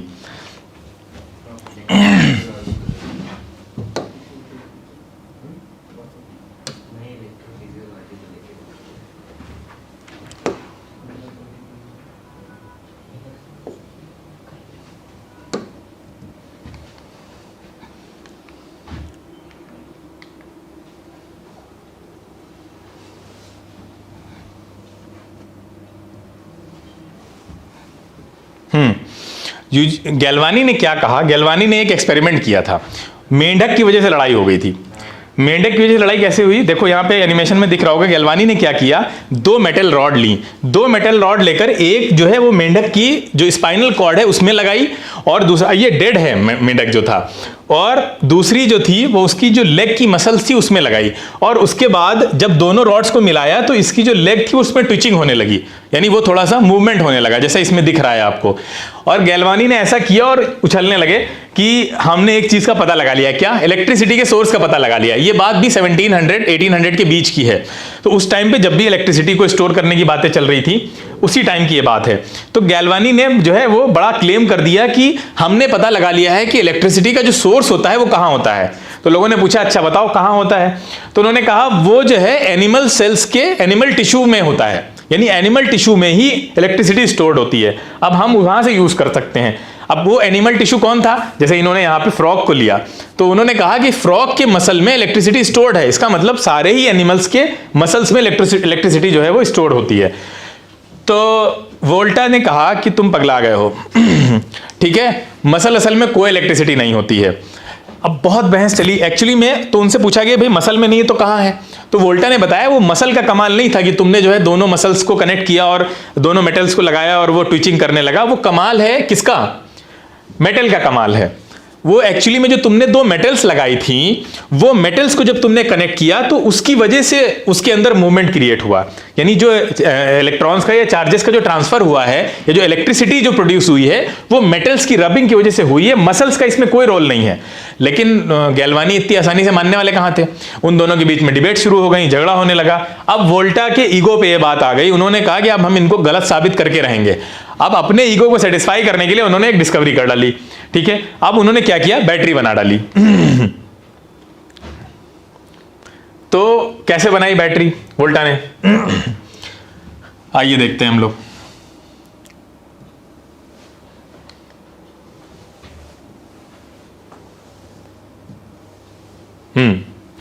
ये देखिए इन्होंने क्या किया कि सबसे नीचे मेटल रखी जिंक की, उसके ऊपर कॉपर की, और बीच में एक पेपर या क्लॉथ को रखा और उसमें उसे केमिकल सोल्यूशन में भिगो कर रखा, ठीक है। एक केमिकल सोल्यूशन उसके बीच में रखा। अब हुआ क्या कि ऑक्सीडेशन और रिडक्शन स्टार्ट हो गया, ठीक है। जिंक ऑक्सीडाइज हो गया, ठीक है, इलेक्ट्रॉन लूज कर दिया उसने, और जो कॉपर है वो रिड्यूस हो गया। अब ऑक्सीडेशन और रिडक्शन की वजह से यहां पे क्या हुआ कि इलेक्ट्रिसिटी प्रोड्यूस हो गई। वोल्टा ये सोच रहे थे कि यहां पे कॉपर की वजह से इलेक्ट्रिसिटी प्रोड्यूस होगी, जबकि उल्टा हो गया। जो सोल्यूशन उन्होंने सॉल्ट का सोल्यूशन लिया था, यानी जो बीच में उन्होंने पेपर को या कपड़े को रखा था उस सॉल्ट के सोल्यूशन में भिगोकर, उसकी वजह से ऑक्सीडेशन और रिडक्शन स्टार्ट हुआ, जिसको आप इलेक्ट्रोलिसिस में पढ़ते हैं। इलेक्ट्रोलिसिस में वो जो लिक्विड होता है इलेक्ट्रोलाइट होता है। इलेक्ट्रोलाइट क्या होता है, सॉल्ट सोल्यूशन ही तो होता है, NaCl का होगा या और किसी का भी, तो सॉल्ट सोल्यूशन लिया जाता है। यहां पे भी इन्होंने सॉल्ट सोल्यूशन ही लिया था। ये जो बीच में जो सोल्यूशन का बीच में जो पेपर को उन्होंने उसमें भिगो कर डिप करके रखा था, उसकी वजह से ऑक्सीडेशन और रिडक्शन स्टार्ट हो गया था। तो उनको भी कहीं ना कहीं झटका लगा। वो अब सोच रहे थे कॉपर इसके लिए रिस्पॉन्सिबल होगा, एक्चुअल में वो लिक्विड इसके लिए रिस्पॉन्सिबल था। बहरहाल जो भी होगा, इसके थ्रू क्या हुआ, गैल्वानी जो थे वो गलत साबित हो गए और उन्होंने ये पूरा एक्सपेरिमेंट किया और एक्सपेरिमेंट करने के बाद इसके थ्रू जो आपका फ्रॉग था, उसी फ्रॉग में उसकी मसल्स में इसको लगाया और जब उसको कनेक्ट करते थे तो उसकी मसल ट्विच करती थी, जैसे ही इधर से उसको डिस्कनेक्ट कर देते थे फिर वो ट्विचिंग बंद हो जाती थी। तो कहीं ना कहीं वो ये चीज प्रूव कर पाए और ये फाउंडेशन थी जो बैटरी बनी। फिर से देख लेते हैं इसको। जो battery, modern form of battery हम देखते हैं, उसकी सबसे पहली फाउंडेशन वोल्टा नहीं डाली, पोटेंशियल डिफरेंस की फाउंडेशन वोल्टा नहीं डाली है। इसीलिए उनको ऑनर करने के लिए हम लोग जो पोटेंशियल डिफरेंस की यूनिट है उसको वोल्ट्स में मेजर करते हैं। ठीक है, इस तरह से केमिकल सोल्यूशन लिया, वहां पे ऑक्सीडेशन और रिडक्शन स्टार्ट हो गया, यानी जिंक इलेक्ट्रॉन लूज कर रहा था, ऑक्सीडाइज होता जा रहा था। और एक चीज अगर ऑक्सीडाइज हो रही है तो दूसरी ऑटोमेटिकली रिड्यूस हो रही होगी। तो ये इस ऑक्सीडेशन रिडक्शन की वजह से पोटेंशियल के डिफरेंस क्रिएट हो गए। अब देखिए जिंक इलेक्ट्रॉन लूज कर रहा है, इलेक्ट्रॉन जिंक के पास से जा रहे हैं किधर, कॉपर के पास जा रहे हैं। तो हाई पोटेंशियल और लो पोटेंशियल का रीजन बन रहा होगा, नहीं बन रहा होगा, बोलो। हाँ, तो बोलो ये चीज समझ में आ गई ना, ये बैटरी कैसे बनी थी पहली। कोई डाउट किसी का इसमें, बोलो बेटा।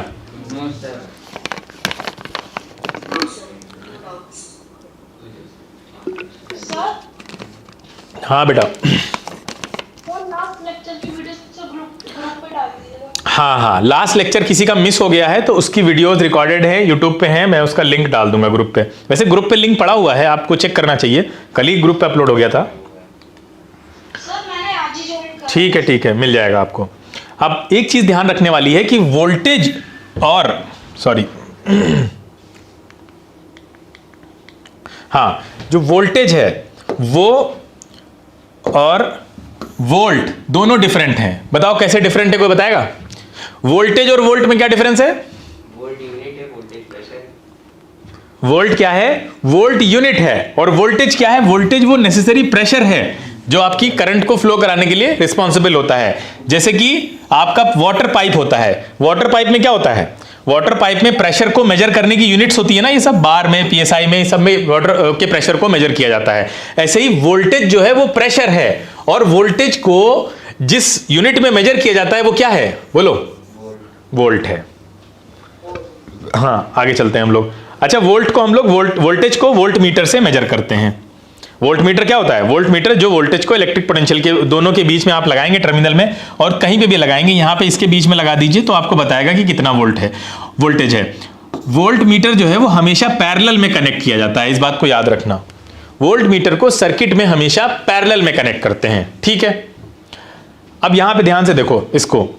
आप इस बैटरी के अक्रॉस, टर्मिनल के अक्रॉस जब वोल्टेज को मेजर करते हैं तो कितना बता रहा है? 1.5 वोल्ट। और यही दोनों, इस दोनों टर्मिनल के, जो बल्ब के दोनों टर्मिनल हैं, उसके अक्रॉस मेजर करते हैं तो कितना बता रहा है?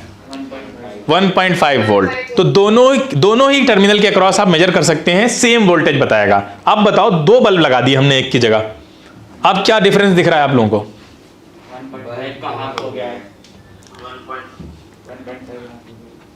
क्या सेम है वोल्टेज? नहीं सर, दोनों बल्ब ने क्या किया? दोनों बल्ब ने आधा आधा डिवाइड कर लिया। हाँ, आधा यहां है, आधा यहां है, दोनों का कंबाइंड 1.5 वोल्ट है। इसका मतलब ये बल्ब सीरीज में लगे हैं या पैरेलल में लगे हैं, बताओ? एंड टू एंड कनेक्टेड है। इस बल्ब का एक एंड इस बल्ब के दूसरे एंड से कनेक्ट है। एंड टू एंड जब कनेक्शन होता है तो क्या होता है? सीरीज कनेक्शन होता है। सीरीज में जब बल्ब कनेक्ट होते हैं तो वोल्टेज सेम रहता है या शेयर हो जाता है, हाफ हो जाता है? हैं? हाफ हो जाता है, ध्यान रखना है इस बात को। अच्छा, वोल्टेज अगर हम डिक्रीज करेंगे तो ब्राइटनेस इंक्रीज कर जाएगी ना? नो सर, ब्राइटनेस डिक्रीज कर जाएगी। वोल्टेज अगर आप कम करेंगे तो ब्राइटनेस कम हो जाएगी। अच्छा, वोल्टेज बहुत ज्यादा बढ़ा दें तो क्या होगा? वोल्टेज बहुत ज्यादा बढ़ा देंगे तो, अच्छा, पाइप में बहुत ज्यादा प्रेशर से पानी आ जाए तो पाइप फट जाएगा, नहीं फट जाएगा? हाँ, तो वोल्टेज अगर आप बहुत ज्यादा कर देंगे तो फिर वो जो वायर है जिसमें वो वोल्टेज, वो प्रेशर आप बढ़ा रहे हैं, वो वायर बस्ट कर जाएगा या जिस भी अप्लायंस में जा रहा है वो फट जाएगा। यहां देखिए, अगर आप वोल्टेज ज्यादा है तो आपकी एलईडी गई काम से, फट जाएगी, बस्ट कर जाएगी। ठीक है। अच्छा, वोल्टेज बहुत कम होगा तो आपका जो बल्ब है वो बहुत डिम जलेगा, वोल्टेज बहुत ज्यादा हो जाएगा तो वो फट जाएगा, ठीक है, बस्ट कर जाएगा, ध्यान रखना। अब एक चीज बहुत इंपॉर्टेंट है, वोल्टेज जो है वो दो डायरेक्शन उसकी हो सकती हैं, एक सिंगल डायरेक्शन में भी वो ट्रेवल कर सकता है और आगे पीछे भी ट्रेवल कर सकता है। इस तरह से देखो, बताओ इसमें सिंगल डायरेक्शन कौन सी है और आगे पीछे कौन सी मूव हो रही है? सिंगल डायरेक्शन डीसी, आगे पीछे AC. Are you able to see the difference between AC and DC in this animation? Yes sir. यहां पे देखिए, ये इलेक्ट्रॉन आगे पीछे हो रहे हैं ना अपनी जगह से खाली, जबकि यहां पे देखो कॉन्टिन्यूअस फ्लो कहां दिख रहा है आपको? डीसी में। यहां देखिए ये आगे हाफ साइकिल आगे जाते हैं थोड़ा सा, फिर पीछे आ जाते हैं, फिर आगे जाते हैं, फिर पीछे आ जाते हैं। तो दो तरह की करंट पाई जाती है और वोल्टेज भी दो तरह का पाया जाता है, एसी और डीसी। ठीक है, ऑल्टरनेटिंग और डायरेक्ट करंट। ठीक है, तो वोल्टेज भी दो तरह का है आपका, ऑल्टरनेटिंग वोल्टेज और डायरेक्ट वोल्टेज। बताओ इसमें कैसा वोल्टेज दिख रहा है आपको नीचे? ये आगे पीछे ऑल्टरनेटिंग है आपके। ये देखिए सिर्फ एक टाइड की तरह है ना, ये जैसे टाइड में ऊपर नीचे होता है पानी। Yes sir.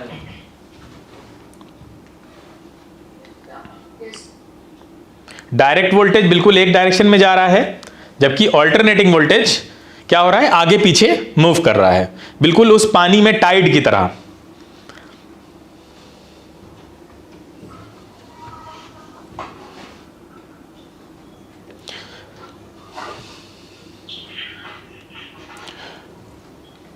तो ये दोनों करंट में क्या डिफरेंस होता है अभी हम देखते हैं। उससे पहले जरा करंट की बेसिक फिलॉसफी देख लेते हैं। करंट है क्या? अब तक हमने देखा चार्जेस का फ्लो करना ही करंट कहलाता है ना। जब चार्जेस, अच्छा चार्जेस के पास दो ऑप्शन है, वो रेस्ट में भी हो सकते हैं और मूव भी कर सकते हैं। क्या चार्जेस अगर मूव ना करें, रेस्ट में रहें, तो करंट बनेगी? No sir. नहीं बनेगी ना। यानी charges at rest will form no current, यानी no current is produced if charges are at rest. Clear है ये बात? बोलिए। यस। हाँ, अच्छा करंट सिर्फ तब प्रोड्यूस होती है जब चार्ज क्या करे? मूव करे। यानी चार्जेस का फ्लो होना ही करंट को प्रोड्यूस करता है। इसीलिए हम लोग कहते हैं कि करंट क्या होती है? Flow of charge. ठीक है, क्लियर है। तो अगर फ्लो नहीं होगा तो कोई करंट प्रोड्यूस नहीं होगी। अच्छा, फ्लो होने से ऐसा क्या होता है जो हम कहते हैं करंट प्रोड्यूस हो रही है? फ्लो होने से क्या हो रहा है? ये देखो, वर्क होता है। बोलो क्या होता है? वर्क होता है। ये बहुत इंपॉर्टेंट चीज है। हाँ, अच्छा एक बात बताओ, ये पानी बहुत तेज जब चल रहा होता है तो हम लोग उसको बोलते हैं वाटर करंट, नहीं बोलते हैं? तेज बहते हुए पानी को क्या वाटर करंट बोला जाता है? हाँ, ठीक है। अच्छा, पानी अगर बहुत तेज कहीं से नदी में बह रहा हो, बहुत स्ट्रॉन्ग करंट हो, तो वैसे तो आपको बड़ा मजा आएगा, कहीं पे पानी की लहरें चल रही हैं, आप जाकर वहां जो है वो एंजॉय कर सकते हैं। ठीक है, कहीं झरने से पानी गिर रहा है तो आप उसके नीचे नहा सकते हैं। लेकिन अगर सोचो कहीं पे भी, कहीं बीच पे आप गए हैं और बहुत तेज जो बीच के आसपास का जो पानी है वो बहुत तेज चल रहा है, तो क्या आप वहां जाकर एंजॉय करेंगे या उसके पास भी नहीं जाएंगे? भाग जाएंगे दूर। क्यों? क्यों? क्योंकि वो पानी डिस्ट्रक्टिव हो सकता है, आपके लिए नुकसान पहुंचा सकता है। इसी तरह से अगर झरने के नीचे आप बैठे हैं, नहा रहे हैं, और मान लीजिए उस झरने में अचानक से पानी खत्म हो जाए, तो क्या आप साबुन लगा के बैठे रहेंगे वहां? नहीं बैठेंगे ना। इसका मतलब है अगर पानी बिल्कुल बहुत कम है या बिल्कुल नहीं है तो भी कोई काम का नहीं है, और पानी बिल्कुल जरूरत से ज्यादा आ जाए तो भी कोई काम का नहीं है, बल्कि नुकसान करेगा हमें। क्लियर है? तो अगर करंट भी जो चार्ज, मतलब पानी में तो पानी के पार्टिकल्स फ्लो कर रहे हैं, लेकिन जो करंट होती है, ठीक है, इलेक्ट्रिक करंट होती है, उसमें फ्लो कौन करता है? हाँ, चार्ज कैरियर्स होते हैं। उसमें कौन होते हैं? चार्ज कैरियर्स होते हैं।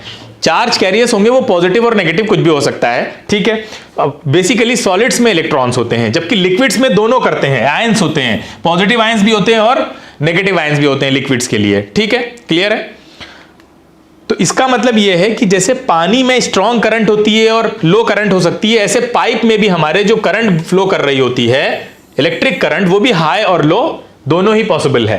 ठीक है, हाई करंट हो जाएगी, पानी की करंट अगर बहुत ज्यादा हो जाएगी, बहुत ज्यादा पानी हो गया तो क्या होगा, ये क्या दिख रहा है आपको, फ्लड, बिल्कुल फ्लड आएगा, ठीक है। और इसी तरह से अगर इलेक्ट्रिक करंट ज्यादा हो जाएगी तो क्या होगा, हाँ, बर्स्ट कर जाएगी, ठीक है। तो इसके लिए बहुत ज्यादा जरूरी है कि ऐसी कोई भी सिचुएशन ना आए जिससे कि करंट बहुत ज्यादा हो जाए या बहुत कम हो जाए तो आप पंखा चलाकर बैठे हुए हैं और अब इंतजार कर रहे हैं कि अब कब चलेगा ये, ठीक है। और दूसरी तरफ क्या है कि इतनी तेज लाइट आ गई कि आपका पंखे का जो मोटर है वो दब गया, ठीक है।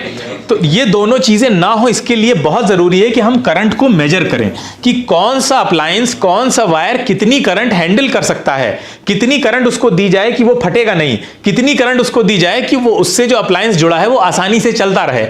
इसके लिए बहुत जरूरी है कि हम करंट को क्या करें, क्या करें, मेजर करें। हाँ, तो करंट को मेजर करने की जो यूनिट है वो क्या है, एम्पियर है, जिसको हम लोग एम्प्स भी बोलते हैं। अच्छा, एम्प्स होता क्या है, चलो इसको देखते हैं कि एम्प्स क्या होता है। ध्यान से सुनो, करंट कब बनती है, जब चार्जेस फ्लो होते हैं, और एक एम्पियर जो होता है वो 1 कूलॉम पर सेकंड के बराबर होता है। एक एम्पियर जो होता है वो आपका 1 कूलॉम पर सेकंड के बराबर होता है। क्या होता है ये 1 कूलॉम पर सेकंड, 1 कूलॉम पहले जानते हैं क्या होता है, 1 सेकंड तो हम जानते हैं। 1 कूलॉम का मतलब होता है 6 क्विंटिलियन 242 क्वाड्रिलियन इलेक्ट्रॉन्स पर सेकंड। बताओ ये कितना बड़ा अमाउंट है, ये देखो 6 2 4 2 0 0 0 0 0 जोड़ते चले जाइए आप। इतने सारे इलेक्ट्रॉन जब 1 सेकंड में फ्लो करते हैं, ये सिर्फ बात हो रही है 1 सेकंड की बात हो रही है। 1 सेकंड में इतने इलेक्ट्रॉन जब फ्लो करते हैं तो क्या, उसको क्या कहते हैं, 1 कूलम कहते हैं। कितनी बड़ी यूनिट है, 1 कूलम कहलाता है ये, क्लियर है, ठीक है। तो 1 कूलम का मतलब ये है कि इतने सारे electron 6.24 into 10 raise to the power how much, 18, ठीक है। 6.24 into 10 raise to the power 18 electrons जब फ्लो कर जाते हैं तो 1 कूलम करंट फ्लो होती है। और इतनी करंट को हम कितना बोलते हैं,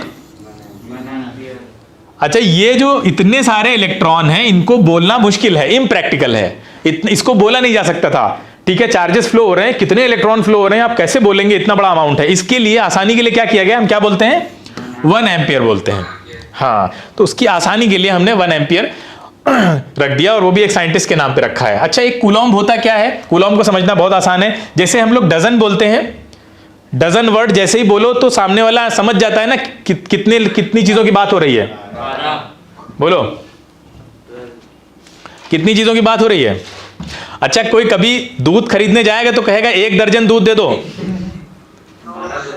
नहीं, हाँ, 1 दर्जन दूध कैसे देगा वो, ठीक है, नहीं देगा। तो डजन का मतलब हम समझते हैं कि कुछ क्वांटिटी की बात हो रही है, और कितनी, 12। इसी तरह से कूलॉम का मतलब क्या है, 1 कूलॉम की अगर बात हो रही है तो इसका मतलब क्या है, इतनी क्वांटिटी की बात हो रही है।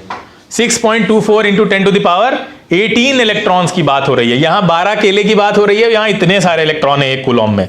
तो 1 कूलॉम ये होता है, SI यूनिट ऑफ चार्ज है कूलम, और 1 कूलम में इतने सारे इलेक्ट्रॉन एग्जिस्ट करते हैं, ठीक है। अब करंट पे वापस आ जाते हैं। करंट एक्चुअल में है क्या, करंट है चार्जेस का फ्लो। चार्ज पास हो रहे हैं किसी पर्टिकुलर क्रॉस सेक्शन से, मान लीजिए ये वायर है, हम ये देखना चाहते हैं कि इस वायर के इस पर्टिकुलर क्रॉस सेक्शन से कितने सारे इलेक्ट्रॉन पास हो रहे हैं।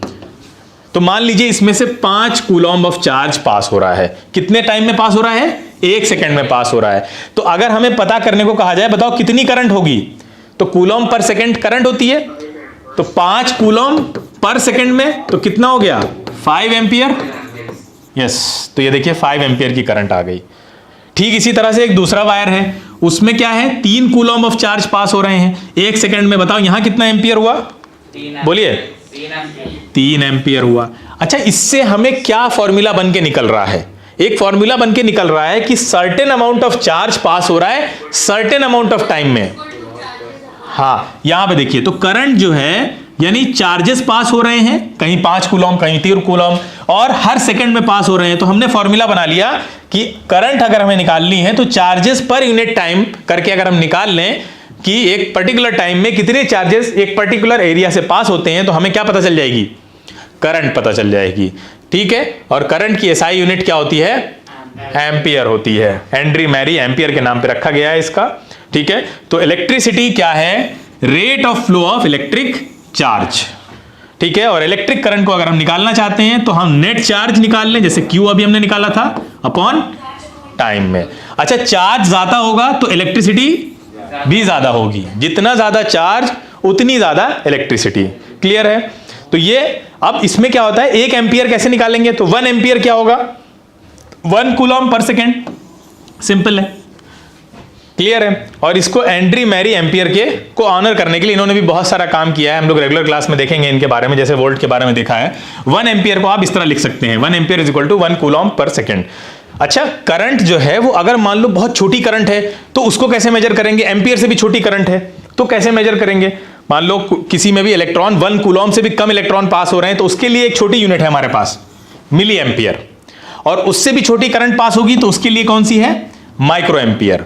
ये क्या है हमारे पास? मिली एम्पियर है, और ये क्या है? माइक्रो एम्पियर है। तो एक मिली एम्पियर में 10 टू द पावर -3 एम्पियर होता है, और एक माइक्रो एम्पियर में 10 टू द पावर -6 एम्पियर होता है। मिली एम्पियर जो है वो एम्पियर का कितना बड़ा पार्ट है? 1000 पार्ट है, ठीक है। और माइक्रो एम्पियर क्या है? उसको अगर आप 10 टू द पावर 6 से डिवाइड करें एम्पियर को तो आपके पास आ जाएगा माइक्रो एम्पियर। क्लियर है ये बात सभी बच्चों को? ये है हमारे पास एक बेसिक इलेक्ट्रिक सर्किट आ गया, ठीक है। उसमें क्या क्या होगा? उसमें हमारे, हाँ बेटा, सर ये U वाला साइन क्या था? ये म्यू है, म्यू, इसको हम लोग म्यू बोलते हैं, म्यू, ठीक है। माइक्रो के लिए ये वर्ड यूज होता है, माइक्रो के लिए ये सिंबल यूज होता है, म्यू बोलते हैं इसको, ठीक है। माइक्रो एम्पियर, ठीक है। हाँ सर 530 और 536 हो चुका है, मैंने पूरी क्लास लिया, मैं अमीर हो चुका हूँ। हाँ, देखा, मैंने कहा था।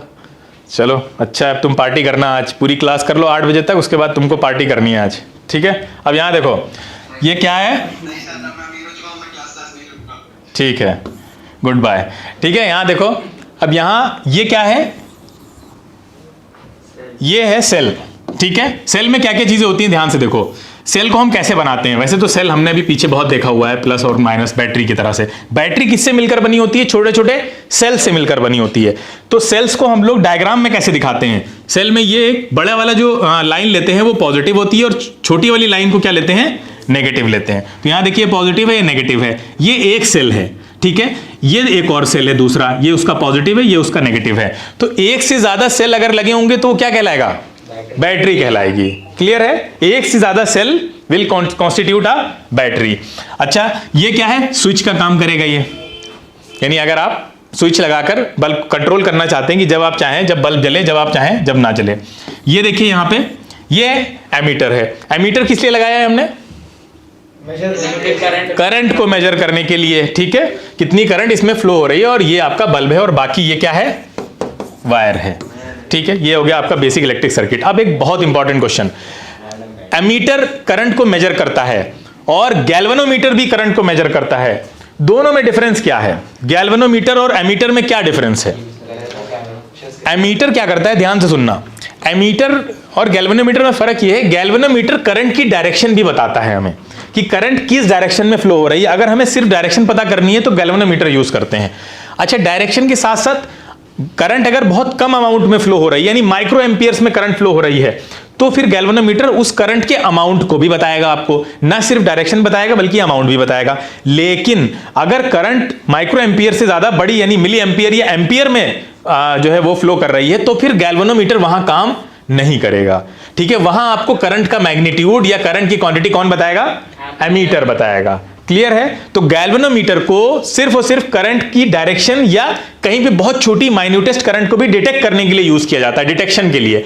करंट का मेजरमेंट करने के लिए, उसके मैग्नीट्यूड को मेजर करने के लिए हम एमीटर को ही यूज करते हैं, क्योंकि ये बड़ी अमाउंट की करंट को मेजर करने में बहुत ज्यादा कन्वीनियंट है हमारे लिए, जबकि गैल्वेनोमीटर बहुत छोटे अमाउंट की करंट को ही मेजर कर सकता है। क्लियर है? गैल्वेनोमीटर में और एमीटर में डिफरेंस समझ में आया? ये आपका करंट डिटेक्शन और उसकी डायरेक्शन में ठीक काम करता है, और ये मैग्नीट्यूड जो है, बड़ी बड़ी करंट के मैग्नीट्यूड को 1 एम्पियर या उससे ज्यादा की करंट को मेजर करने के लिए एमीटर ही यूज किया जाएगा, गैल्वेनोमीटर वहां काम नहीं करेगा, ठीक है। अब एक और बात, जो एमीटर होता है उसको हमेशा आप सीरीज में कनेक्ट करते हैं, ठीक है। अच्छा बताओ, वोल्ट मीटर को कहां कनेक्ट करते हैं? अभी हमने बताया था, वोल्ट मीटर को कहां कनेक्ट करते हैं, सीरीज में या पैरेलल में? पैरेलल में कनेक्ट करते हैं। अच्छा, वॉट, ये बताओ कि अगर आप चाहते हैं कि एमीटर करंट की रीडिंग को शो करे, ये बताए कि करंट उसके अंदर आ रही है नहीं आ रही है, उसके लिए इस सर्किट में करंट का फ्लो होना जरूरी है। ठीक उसी तरह से जैसे इस वाटर पाइप में, यहां देखो ध्यान से, इस वाटर पाइप में आपने वाटर मीटर लगाया है। वाटर मीटर तभी वाटर को डिटेक्ट करेगा ना जब इसमें वाटर फ्लो हो रहा होगा। ठीक है, इसी तरह से करंट, जो एमीटर है वो तभी मेजर करेगा जब करंट फ्लो हो रही होगी। ठीक है, हाँ एक बात याद रखना, खैर ये इतना इंपॉर्टेंट नहीं है, वाटर मीटर जो होता है वो हमें ये बताता है कि वाटर कितना कंज्यूम हो गया, लेकिन एमीटर हमें ये नहीं बताता है कि चार्ज कितना कंज्यूम हो गया, वो सिर्फ करंट के बारे में बताएगा। अब एक इंपॉर्टेंट चीज देखते हैं हम लोग, क्या इंपॉर्टेंट चीज है? ये लैपटॉप चार्जर सभी ने देख रखा है? बोलिए। इस लैपटॉप चार्जर में कुछ इंफॉर्मेशन दी है कि ये 100 से 240 वोल्ट के बीच में काम करेगा जब इसको इतना वोल्टेज मिलेगा, और करंट कितनी मिलनी चाहिए उसको? बताओ कितनी करंट मिलनी चाहिए? 15 एम्पियर है, 1.5 एम्पियर है। 15 एम्पियर कितनी बड़ी हो गई? हाँ 1.5। ठीक है, इसका मतलब यह है कि दो तरह की करंट तो अभी हमने देख ली। कौन कौन सी? एसी करंट होती है और डीसी करंट होती है। अब यहां देखो ध्यान से, हमारे घरों में जो करंट आती है वो कौन सी है बेटा?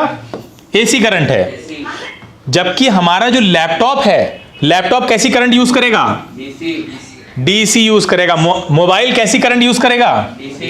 डीसी करंट यूज करेगा। तभी आपको जो चार्जर में ये इतनी बड़ी बड़ी चीजें मिलती है ना, एडाप्टर जैसी, ये मोबाइल चार्जर में भी होता है, मिलता है एडाप्टर, वो सबका काम ही यही है। वो क्या करते हैं? एसी को पहले डीसी में कन्वर्ट करते हैं। कभी ऐसा ना हो कि आप लोग का ये एडाप्टर काम नहीं कर रहा है, आपने यहां से काटा और काट के इसको डायरेक्ट लगा दिया, क्या होगा? लैपटॉप हमेशा के लिए सो जाएगा। ठीक है, मिस हो गया। ठीक है, अच्छा हमारे घरों में एसी क्यों यूज करते हैं हम? उसका क्या रीजन है? एसी हम यूज क्यों करते हैं? एसी का रीजन ये है कि एसी को एक प्लेस से दूसरे प्लेस पे आसानी से ले जाया जा सकता है। किसकी मदद से? ट्रांसफार्मर्स की मदद से। ट्रांसफार्मर में हम क्या करते हैं? वोल्टेज को कम ज्यादा कर लेते हैं। देखो, स्टेप अप ट्रांसफार्मर का काम होता है वोल्टेज को बढ़ा देना, स्टेप डाउन ट्रांसफार्मर का काम होता है स्टेप वोल्टेज को कम कर देना। तो जब हम जहां पे भी इलेक्ट्रिसिटी बनती है, ठीक है, बहुत शॉर्ट में समझो, कहीं पे भी जहां पे इलेक्ट्रिसिटी का जनरेशन होता है वहां पे बहुत बड़े बड़े वोल्टेज में इलेक्ट्रिसिटी बना के स्टोर कर दी गई। अब उसको एक सिटी से दूसरी सिटी जाना है, हर जगह जाना है, तो वहां क्या करेंगे? ले जाते टाइम पे ज्यादा करंट पे लॉस ना हो तो वोल्टेज को क्या कर लेंगे? बहुत ज्यादा कर देंगे, स्टेप अप कर दिया जाता है वोल्टेज को। तो वोल्टेज को स्टेप अप करते हुए फिर जब शहर के पास पहुंचते हैं तो वहां पे स्टेप डाउन कर देते हैं, और फिर वहां से डिजायर्ड वोल्टेज की जो इलेक्ट्रिसिटी है वो घर में जितना वोल्टेज चाहिए होता है, जैसे 250 या 240 वोल्ट है तो उतना घर में चला जाएगा। फैक्ट्रीज में ज्यादा चाहिए होता है तो वह ज्यादा वोल्टेज की लाइन चली जाएगी। तो ये काम हम एसी में आसानी से कर सकते हैं, जबकि डीसी में ये चीज बहुत दिक्कत करती है। डीसी करंट में करंट का ट्रांसमिशन लॉस बहुत होता है, एक जगह से दूसरी जगह ले जाने में काफी प्रॉब्लम आती है। ठीक है, अब लेकिन फिर भी हम डीसी क्यों यूज करते हैं? क्योंकि डीसी से क्या होता है, जो सर्किट्स होते हैं वो काफी छोटे हो जाते हैं। ठीक है, बहुत स्मॉल बन जाते हैं। ये जो छोटे छोटे गैजेट्स आप देख रहे हैं ये डीसी की वजह से ही पॉसिबल हैं। ये जितने भी एलईडी हैं, मॉनिटर्स हो गए हमारे, या मोबाइल फोन हो गया, या आपके लैपटॉप्स हो गए, ठीक है, टैबलेट हो गए, ये सब, इन सब के अंदर जो सर्किट लगते हैं वो डीसी की मदद से चलाए जाएं तो काफी उनका जो साइज है वो छोटा हो सकता है। ठीक है, तो और दूसरी चीज ये है कि डीसी को हम आसानी से कंट्रोल भी कर सकते हैं, उसका सर्किट छोटा होगा, ठीक है, कॉम्पैक्ट होता है। अब कुछ डिवाइसेस ऐसी होती हैं जो हमारे घरों में यूज होती हैं और वो एसी और डीसी सेम टाइम पे यूज करती हैं। जैसे वॉशिंग मशीन है, वॉशिंग मशीन के अंदर जो मोटर लगा होता है ये एसी यूज करता है आपका। दूसरी तरफ जो उसका जो कंट्रोलिंग पैनल लगा होता है, जो स्विचेस वगैरह होते हैं, जो मोटर की स्पीड को कम ज्यादा करना है या और जो फंक्शंस को कंट्रोल करना है, वो डीसी से चलता है। यानी एक ही मशीन के अंदर ये डिवाइस ऐसी है जो एसी और डीसी दोनों के कॉम्बिनेशन को यूज करती है। ठीक है, अच्छा, एसी और डीसी के कॉम्बिनेशन को यूज कर रही है, इसका मतलब अंदर ही एसी से डीसी में कन्वर्जन हो रहा होगा ना, बोलो यही हो रहा है। तो एसी से डीसी का जो कन्वर्जन होता है वो रेक्टिफायर के थ्रू होता है। एसी को डीसी में बदलने वाली डिवाइस क्या कहलाती है? रेक्टिफायर कहलाती है, याद रखना इस बात को। ठीक है, और इसी तरह से डीसी से एसी में बदलने वाली डिवाइस क्या कहलाती है? सबके घरों में होता है इन्वर्टर। इन्वर्टर का काम होता है कि डीसी को एसी में कन्वर्ट कर दे। बोलिए बेटा, क्लियर है ये बात सबको? अच्छा, एक और इंपॉर्टेंट चीज समझे, जब हम लोग कि जब वोल्टेजेस, जब यहाँ पे जो एसी करंट थी या डीसी करंट जो भी थी, जब इलेक्ट्रिसिटी शुरू में बहुत ज़्यादा फेमस हो रही थी, तो वोल्टेज का कोई स्टैंडर्डाइजेशन नहीं हुआ था पूरे दुनिया में, ठीक है। जो जिसकी जो मर्जी हो रही थी वो अपनी कंट्री के लिए उस वोल्टेज की चीज़ें बना रहा था। तो किसी तरह का, इसीलिए दुनिया में हमको कई तरह के वोल्टेजेस पाए जाते हैं। जैसे कि ये दो बहुत फेमस हैं, एक तो 110 से 127 वोल्ट और दूसरा 220 से 240 वोल्ट।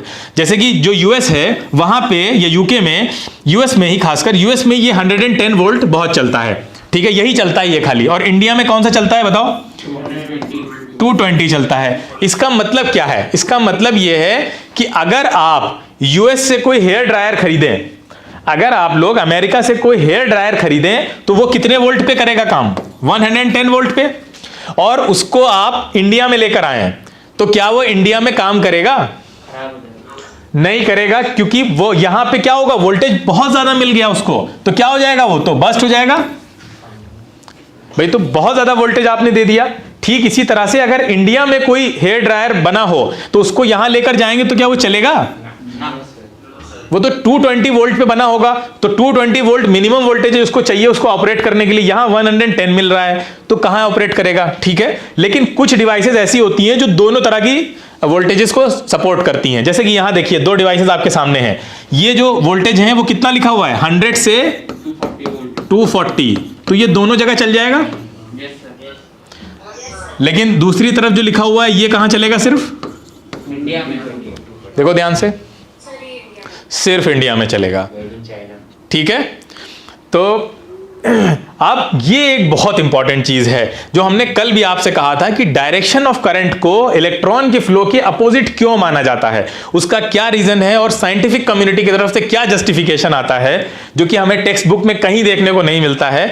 और वो जस्टिफिकेशन देते हैं, और बहुत ही अच्छा जस्टिफिकेशन है अगर हम उसको समझना चाहें तो ये जस्टिफिकेशन हम लोग कल देखेंगे एनिमेशन के थ्रू कि आखिर क्या रीजन है कि ये लोग इलेक्ट्रॉन फ्लो के अपोजिट डायरेक्शन में इलेक्ट्रिसिटी के फ्लो को मानते हैं। अपना क्या जस्टिफिकेशन देते हैं, उसके पीछे की रीजनिंग क्या है, क्या चीजें बताते हैं, जिससे कि ये जस्टिफाई हो जाता है कि हाँ, हम इलेक्ट्रिक करंट की डायरेक्शन को इलेक्ट्रॉन फ्लो के अपोजिट मानकर भी सही रह सकते हैं, ठीक है। वो इट इज क्वाइट साइंटिफिक, ठीक है, उसको साइंटिफिक कहा जा सकता है या लॉजिकल कहा जा सकता है। तो वो ऐसी क्या चीज है, वो क्या समझाते हैं, इसके लिए आप लोग वेट करिए। हम लोग कल अपने लास्ट सेशन में इसको डिस्कस करने वाले हैं, ठीक है। अब आपकी केमिस्ट्री की क्लास होने वाली है, तो थोड़ा सा आप लोग वेट करिए जरा सा, बस फौरन अभी स्टार्ट हो जाएगी।